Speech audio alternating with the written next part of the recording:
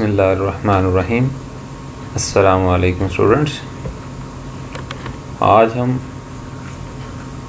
Operators in basic discuss करेंगे, यानी basic के अंदर कौन कौन से ऑपरेटर्स हम यूज़ करते हैं उनको हम डिस्कस करेंगे। इसकी डेफिनेशंस क्या है? Operators are symbols which are used to perform certain operations on data.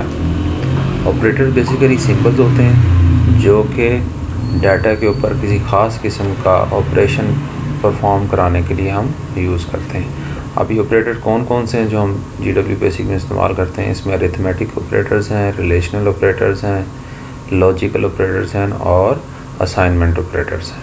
ठीक है, आज हमारा टॉपिक जो है, मेन टॉपिक अरिथमेटिक ऑपरेटर्स होगा। इसको हम डिटेल में ज़रा डिस्कस कर लेते हैं। Arithmetic operators are used to perform arithmetic operations on values or numbers. Arithmetic operators जो होते हैं वो arithmetic operation, यानी arithmetic operation कौन सा होता है? यानी addition, subtraction, division, multiplication। ठीक है, उसको परफॉर्म करने के लिए इस्तेमाल होते हैं। किन के ऊपर? नंबर्स के ऊपर या वैल्यूज़ के ऊपर। ठीक है, The GW basic defines the following standard arithmetic operators। इसमें देखें फॉलोइंग आपको नज़र आ रहे हैं अरिथमेटिक ऑपरेटर्स कौन कौन से हैं। इसमें सबसे पहले है एडिशन। एडिशन के लिए सिंबल आम तौर पर हम ये यूज़ करते हैं। और अलजेब्रिक ऑपरेशन हम कैसे दिखाएंगे? इसमें एक्सप्रेशन A + B। ठीक है, यानी A एक वेरिएबल होगा और B एक वेरिएबल होगा। इसमें कोई वैल्यू पड़ी होगी, B में कोई वैल्यू पड़ी होगी, उसको हम ऐड करवाएंगे और इस तरह से शो करेंगे एक्सप्रेशन को। अलजबरा में नॉर्मली जब हम मैथमेटिक्स में अलजबरा में कर रहे हैं तो इस तरह शो करते हैं। बेसिक में भी हम इसी तरह ही शो करवा देंगे इसे। ठीक है, अलजबरिक एक्सप्रेशन इस तरह शो होगी दो वैल्यूज़ के दरमियान, और बेसिक में यानी GW बेसिक में इस तरह से शो होगी। उसके बाद सब्ट्रैक्शन के लिए हम सिंबल कौन सा यूज़ करते हैं? ये वाला सिंबल यूज़ करते हैं। और अलजेब्रिक एक्सप्रेशन उसकी क्या होगी? A - B। बेसिक में भी इसी तरह से A - B हम शो करवा देंगे, यानी A वैल्यू में से B वैल्यू को हमने माइनस करना है या सब्ट्रैक्ट करना है। ठीक है, यहाँ पर ये A और B कोई वेरिएबल हो सकते हैं जिनके अंदर आपने वैल्यू प्लेस करवाई होगी। उसके बाद देखते हैं मल्टीप्लिकेशन। मल्टीप्लिकेशन के लिए सिंबल ये यूज़ होता है।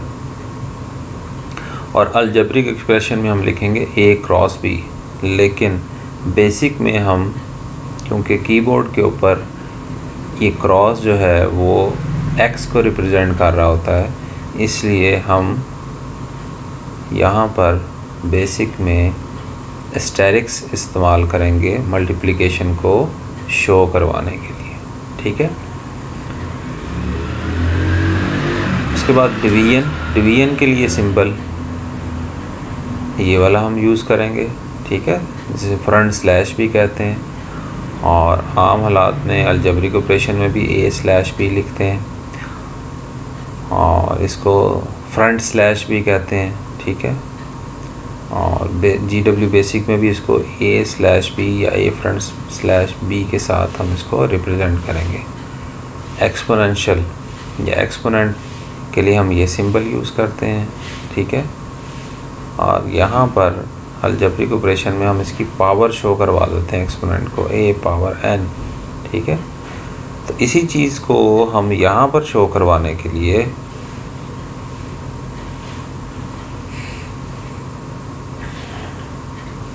ये वाला कैरेट साइन, हम इसे कैरेट साइन कहते हैं। कैरेट साइन को हम इसके साथ लिखेंगे A⁴n, यानी इसको हम पढ़ेंगे क्या?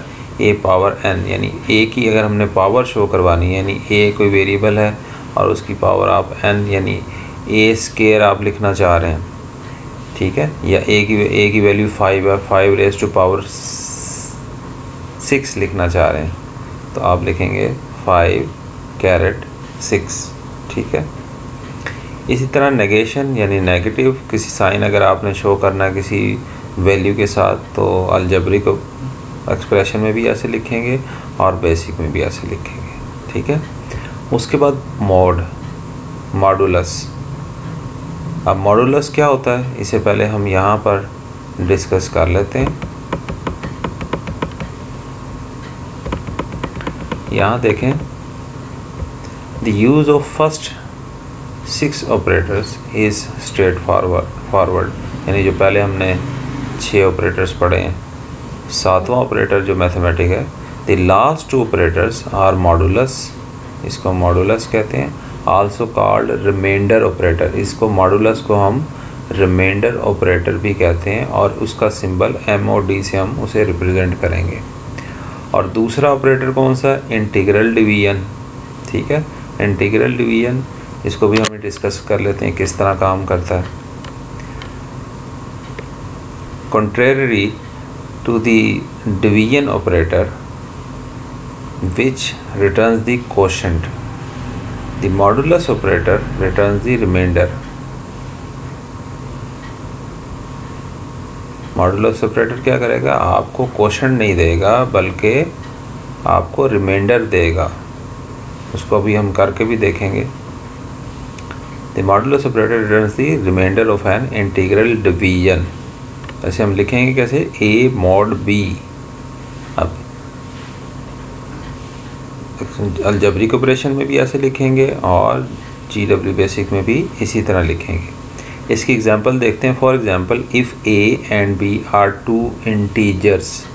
इंटीजर्स क्या होते हैं आपको पता, जिनके साथ डेसिमल पार्ट नहीं होता, फ्रैक्शनल पार्ट नहीं होती, वो नंबर्स जिनके साथ कोई फ्रैक्शनल पार्ट नहीं होता उन्हें हम इंटीजर्स कहते हैं। हैविंग 8 एंड 3 रिस्पेक्टिवली, 2 नंबर्स हैं A और B, A यानी 8 है और B 3 है। देन हम उसे एक्सप्रेस करेंगे, A mod B will be evaluated to 2, यानी 8 को आप जब 3 पर डिवाइड करेंगे, 3 2 द 6, रिमाइंडर हमारे पास 2 बचता है। तो इसका रिज़ल्ट क्या आएगा, हमने जैसे कि पढ़ा है कि मॉडुलस जो है वो रिमाइंडर को आपको रिटर्न करता है, which is the remainder of integral division, ठीक है। उसके बाद the integral division does not allow a fractional value in quotient, यानी अगर आप इंटीग्रल डिवीजन करेंगे तो क्वोशंट में जो इसका आंसर आएगा, आंसर के साथ आपको फ्रैक्शनल पार्ट शो नहीं करेगा। It always return the quotient as a whole number, वो हमेशा होल नंबर आपको रिटर्न करेगा। इसकी एग्जांपल देखते हैं। For example, the result of expression A integral A backslash, इसको हम बैकस्लैश से शो करते हैं। यहाँ देखें, integral division backslash A backslash A backslash, यानी अलजेब्रिक एक्सप्रेशन बैकस्लैश के साथ और GW बेसिक में भी A बैकस्लैश के साथ। तो यहाँ पर एग्जांपल में क्या बात कर रहा है, the result of the expression A backslash B for above 2 variables, यानी जो ऊपर जो 2 वेरिएबल्स हैं, यानी A में क्या वैल्यू रखी हुई थी 8 और B में वैल्यू क्या रखी हुई थी 3। जब हम इसको डिवाइड करेंगे तो इसका आंसर जो है वो जो इसके अंदर जो फ्रैक्शनल पार्ट अगर बनता है तो वो नहीं देगा, सिर्फ आपको रिमाइंडर क्वोशंट में उसका होल नंबर देगा, यानी आपको इंटीजर ही रिटर्न कर देगा। इसको अगर हम GW बेसिक में जाके करना चाहें तो वो भी करके देख सकते हैं। ये देखें, मैंने GW बेसिक में एक प्रोग्राम बनाया हुआ है और उसके अंदर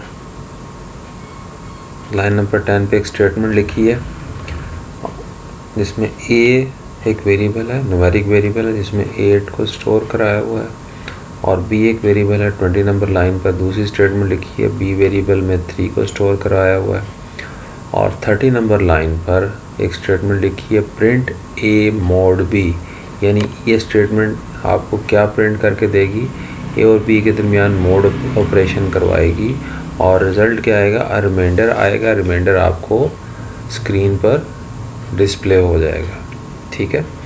पहले हम रन करवाएंगे, इस स्टेटमेंट को एग्जीक्यूट करवाएंगे, और 40 नंबर लाइन पे देखें मैंने ये सिंगल कोड दिया है, या रैम भी लिख सकते हैं, सिंगल कोड भी। ये किस लिए यूज़ होता है, रिमार्क्स के लिए।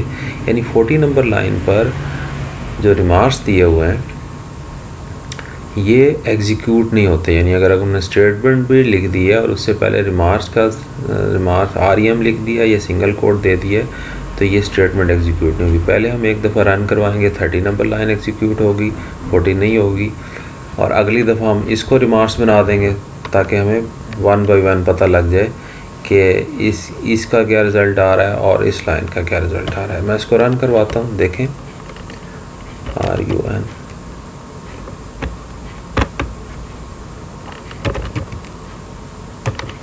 अब मुझे 2 इसने रिटर्न कर दिया, यानी 10 नंबर लाइन एग्जीक्यूट हुई, 20 नंबर लाइन पे जो स्टेटमेंट थी एग्जीक्यूट हुई और 30 नंबर लाइन पे एग्जीक्यूट हुई। पहले क्या हुआ, ए में 8 को रखवा दिया उसने, बी में 3 को रखवा दिया, फिर ए और बी के दरमियान ऑपरेशन हुआ, A mod B यानी A mod 3, उसका रिज़ल्ट रिमाइंडर क्या आया, 2 आया। ठीक है, इसको अगर हम देखना चाहें तो यहाँ पर देखें, यहाँ मैंने एक ऑपरेशन कराया हुआ है, ये 8 नंबर है, इसको 3 पर आपने डिवाइड किया तो रिज़ल्ट आपका,